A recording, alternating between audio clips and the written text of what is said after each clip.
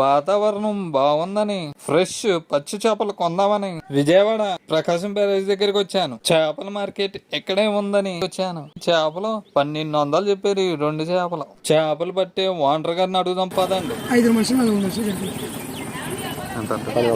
అసలు రేట్ 1000 రూపాయలు అంటే వేసుకెళ్ళిపోవచ్చు. మొత్తం మీద 4 కిలోల పప్పు దిగింది. ఇచ్చారు 1100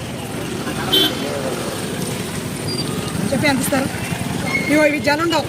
జనం అయితే రేట్ తక్కువ ఉంటుంది. ఇవన్నీ జనం వస్తాయి.